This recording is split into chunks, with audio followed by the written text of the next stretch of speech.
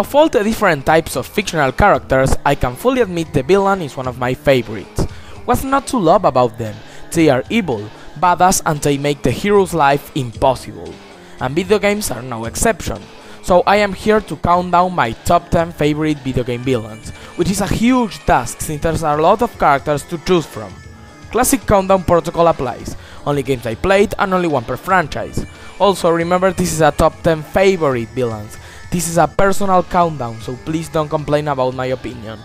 Also, there are spoilers for various game series on this list. You have been warned.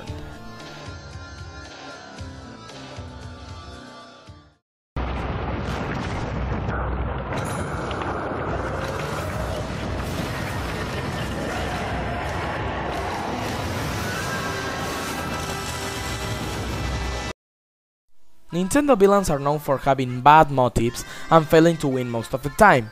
However, they are also memorable and hilarious. And King K. Rool is no exception. This giant badass crocodile wants to steal Donkey Kong's bananas so he and his friends starve to death, and he can conquer his island with his Kremlins. Yeah, his plans are not always the best, but he also has multiple personalities that offer some incredibly unique and original boss battles, like Captain K. Rool and Baron K. Roolenstein.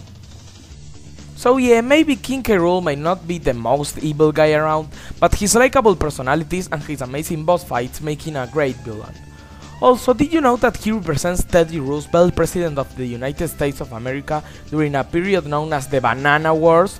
Your mind is now blown. Thank you, MatPat. That's great!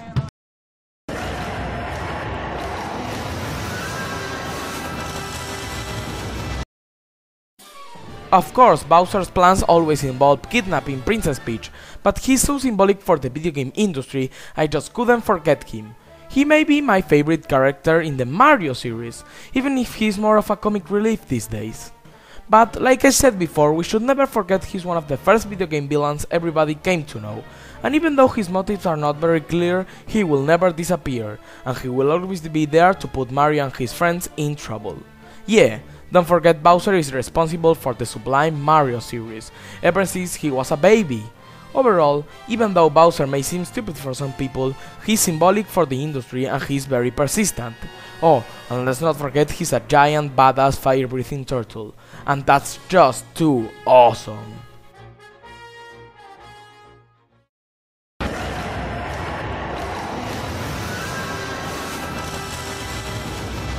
Villains in the Kirby series are special, if it's either because they are generic dark beings or just stupid dumbasses like King DDD. However, my choice for this list is somebody different, Marx. How can this little thing be so evil? Well, hear me out. At the beginning of Milky Way Wishes, one of the sub-games in Superstar Ultra, the Sun and the Moon start fighting each other, and Marx tells Kirby that he has to summon the Great Nova and ask him to stop them. After an exciting adventure, Kirby summons Nova, but Marx betrays him and reveals his plan. He tricked the Sun and the Moon to fight each other so Kirby could summon Nova. Then, he used his witch so he could become the most powerful creature in the universe. I'm pretty sure he was the inspiration behind the character Magolor. Of course, Kirby defeated him in an exciting boss fight and everything was solved, right? Well, in Superstar Ultra, a remake, it's revealed that he used Nova's remains to transform into Marx's soul, and Kirby now has to defeat him in the true arena. Overall, Marx is the excellent example of a backstabbing character that we love to hate. That and his boss fights are incredibly original and entertaining. Oh, and let's not forget Marx is able to rape your ear.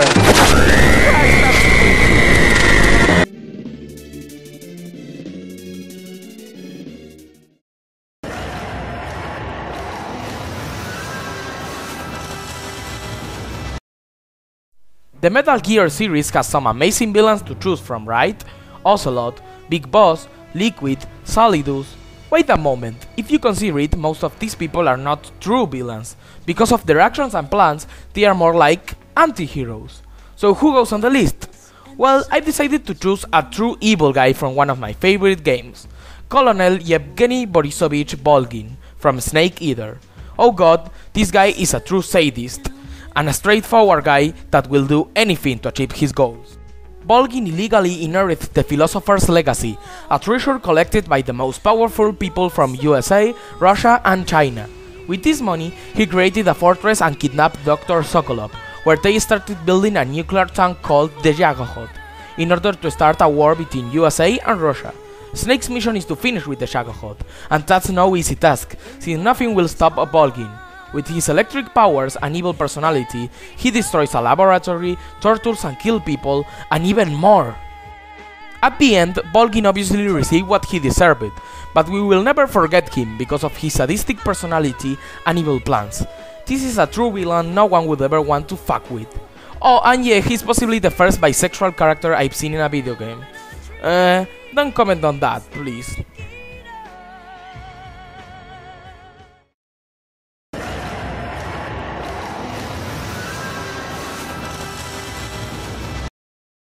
The premise of Shadow of the Colossus was simple: talk with the evil spirit Dormin, kill the 16 monsters, save your girlfriend, and then dance all day and night to celebrate, right? Fuck no! If you played the game, you know what I'm talking about. Every time you defeated a Colossus, you knew something bad was happening because of that weird dark power. After your horse dies and you defeat the final Colossus, you will discover Dormin's real motives, possessing you with each part of him that was inside the Colossi. What the fuck?! The reason I like Dormin is because of how a bastard he is. Just like Marx, the way he betrays you was unexpected and affected you personally, leaving you without a sense of satisfaction when you beat the game. Many people seem to hate this guy, but the way he managed to succeed with his plan made me love to hate him. You are an evil son of a bitch, Dormin.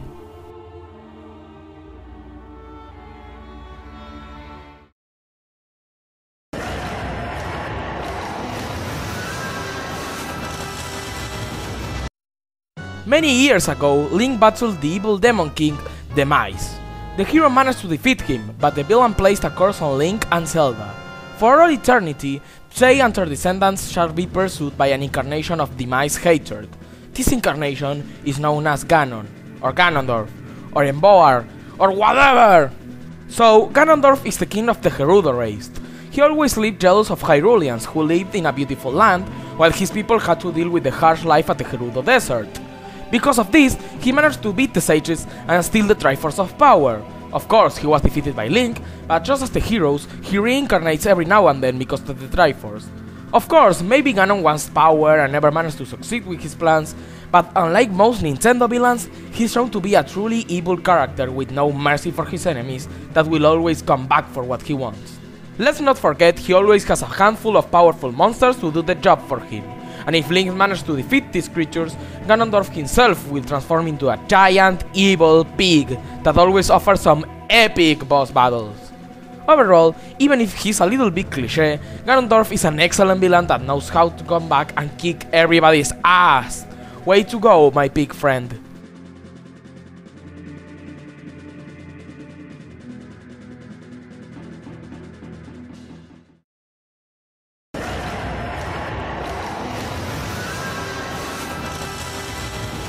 One of the most traditional character types for video game villains is the mad scientist character.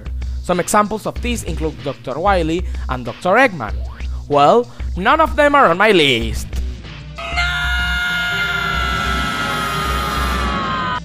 If you know me well, you would already guess that the number 4 spot is for Dr. Neo Cortex, the antagonist for the Crash Bandicoot series.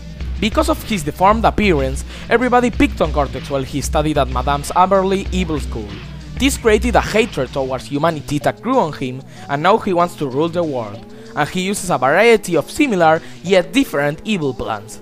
Destroying the world with a space laser, creating an army of powerful mutants, he even succeeded on shrinking down Earth. Unfortunately, one of his creations, Crash Bandicoot, managed to escape before he was brainwashed, and now he and his friends are ready to stop him anytime. Something interesting to note is that Cortex barely does anything. The Volvo Ray and most of his gadgets were created by his ex-friend, Dr. Nitrous Brio, and all the dirty work is done by Uka Uka and his mutants. And he wins major points for that. He's evil and iconic for the franchise, yet he barely does anything. Everybody works for him. Props to Cortex for that. Before we leave, I must admit it. Even though he's more of a comic relief character these days, Cortex is one of the most quotable villains ever. I've ruined the lives of so many. I can't be expected to remember them all.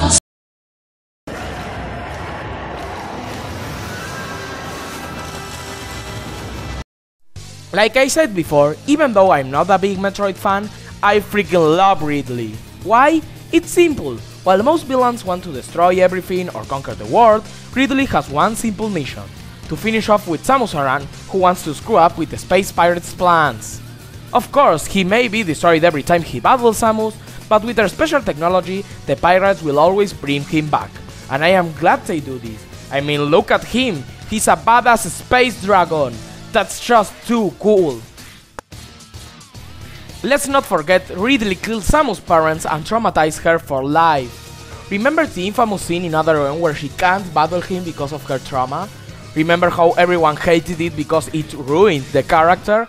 Well, I freaking loved it!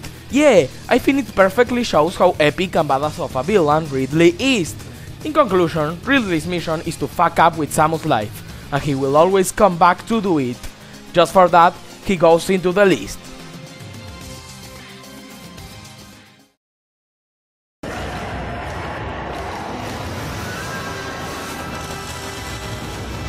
Oh god, this fucking guy, Xehanort.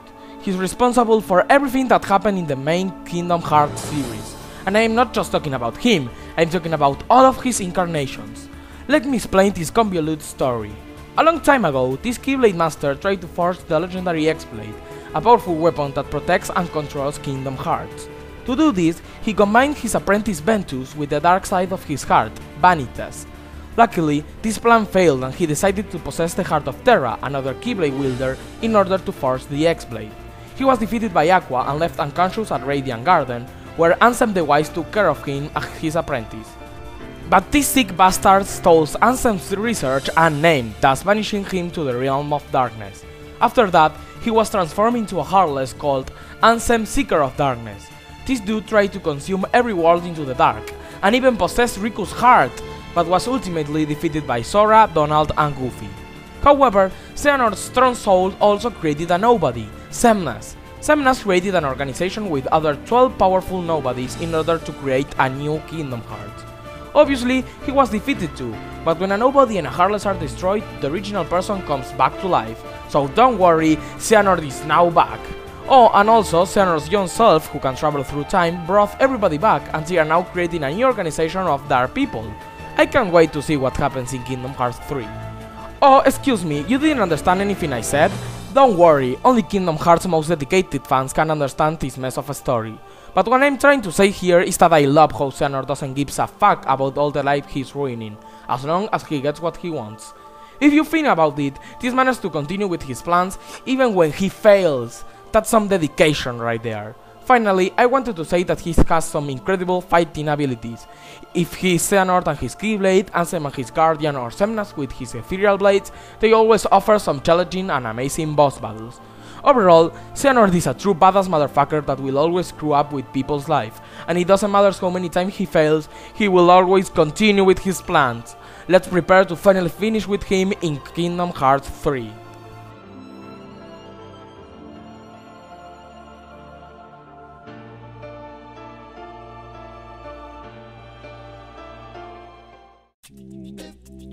Oh god, talking about Xehanort was hard, but let's make a quick recap before number 1.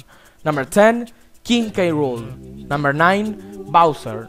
Number 8, Marx. Number 7, Colonel Volgin. Number 6, Dormin. Number 5, Ganondorf. Number 4, Neo Cortex. Number 3, Ridley. And number 2, Xehanort.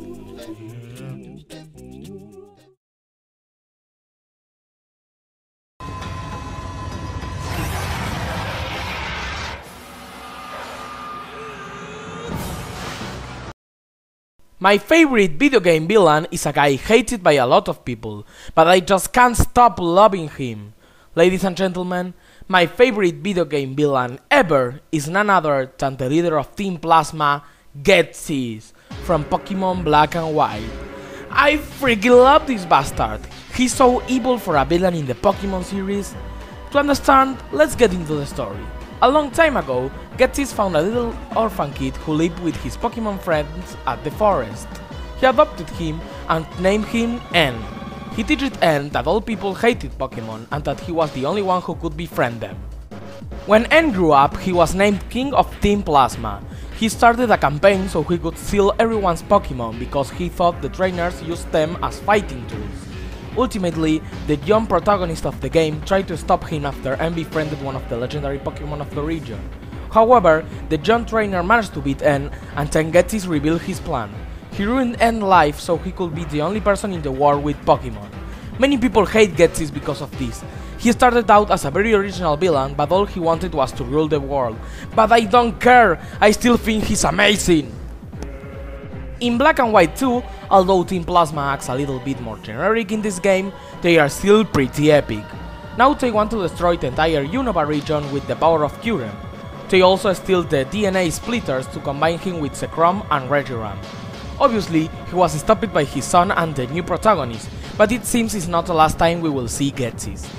So, why do I love Ghetsis? Because he's fucking crazy. His desire for power made him do terrible things to people, especially to his son N, but he doesn't care. He's way more original than other Pokémon villains, and that's just too epic. And if you hate him because of what he did, think of it, that means he's way too good of a villain. I'm Obsidious Fangs, and Ghetsis is my favorite video game villain. Thanks for watching.